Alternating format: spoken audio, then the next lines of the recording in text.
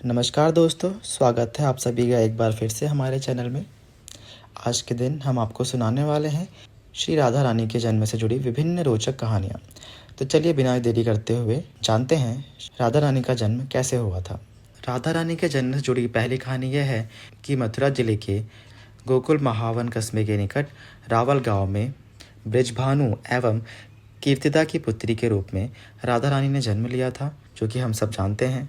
राधा रानी के जन्म के बारे में कहा जाता है कि उन्होंने माता के गर्भ से जन्म नहीं लिया था। उनकी माता ने अपने गर्भ में वायु को धारण कर रखा था। उसने योग माया की प्रेरणा से वायु को ही जन्म दिया था, परंतु वह स्वेच्छा से श्री राधा रानी के रूप में प्रकट हो गई थी। राधा रानी जी निकुंज प्रदेश के सुंदर मंदिर में अवतरित हुई थी। उस समय भाद्रपद का महीना था। शुक्ल पक्ष अष्टमी तिथि, अनुराधा नक्षत्र और मध्यकाल के 12 बजे थे और सोमवार का दिन था। उस समय राधा रानी के जन्म पर नदियों तक का जल पवित्र हो गया था। संपूर्ण दिशाएं प्रसन्न एवं निर्मल होती थीं और उनके जन्म के साथ ही इस दिन को राधा अष्टमी के रूप में मनाया जाने लगा। राधा रानी के जन्म में श्री ब्रजभानु और कीर्तिदा इतने प्रसन्न थे कि उन्होंने बहुत सुंदर उत्सव मनाया। अपनी पुत्री के कल्याण की कामना से उन्होंने 2 लाख उत्तम गाय ब्राह्मणों को दान में दे दी। राधा रानी के जन्म से जुड़ी दूसरी कहानी यह है। महाराज ब्रजभानु और उनकी पत्नी ने अपने पिछले जन्म में भगवान ब्रह्मा से वरदान मांगा था कि अगले जन्म में उन्हें माता लक्ष्मी एक बेटी के रूप में प्राप्त हो। तब भगवान ब्रह्मा ने उन्हें वरदान दिया।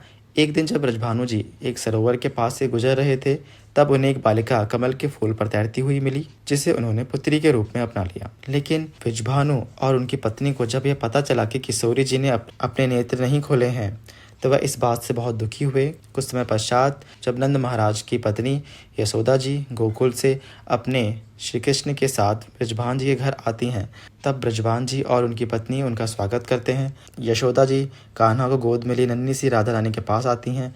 जैसे ही कृष्ण और राधा आमने सामने आते हैं, तब राधा जी अपनी पहली बार आंखें खोलती हैं। अपने प्राण प्रिय श्री कृष्ण को वह एकटक देखती रहती हैं। अपनी प्राण प्रिय को अपने सामने सुंदर सी बालिका के रूप में देखकर श्री कृष्ण भी बहुत आनंदित होते हैं, जिनके दर्शन बड़े बड़े देवी देवताओं के लिए दुर्लभ हैं। मनुष्य सैकड़ों जन्म तक प्रवेश करने पर भी उनकी झांकी नहीं प्राप्त कर पाते। वहीं श्री राधिका जी यहाँ साकार रूप से प्रकट हुई थी। राधा जी के जन्म से जुड़ी एक कहानी और है। एक बार सूर्यदेव ने राधा रानी को अपनी पुत्री के रूप में प्राप्त करने के लिए घोर तपस्या की।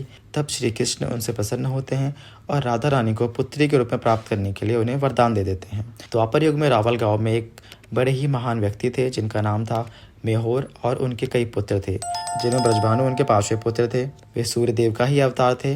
बाद में ब्रजभानु का विवाह कीर्तिदा से हुआ। विवाह के कई वर्ष बीत जाने पर भी उन्हें कोई संतान नहीं हुई। फिर एक बार किसी ने कहा कि आप कात्यायनी देवी की पूजा करो, वे अवश्य ही आपको संतान प्राप्ति करवा देंगी।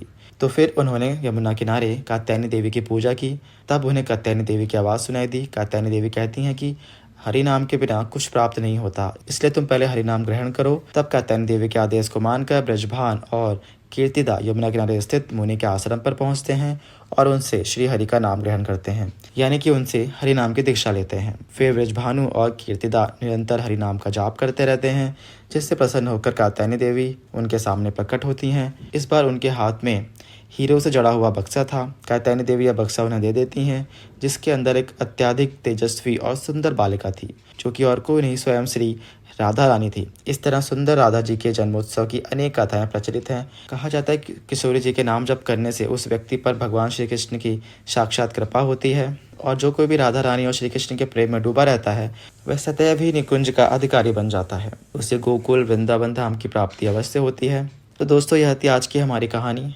आपको यह कहानी कैसी लगी हमें कमेंट्स करके जरूर बताएं। वीडियो को लाइक करें और ऐसी ही कथा, कहानी और जानकारी के लिए हमारे चैनल को सब्सक्राइब करें। धन्यवाद।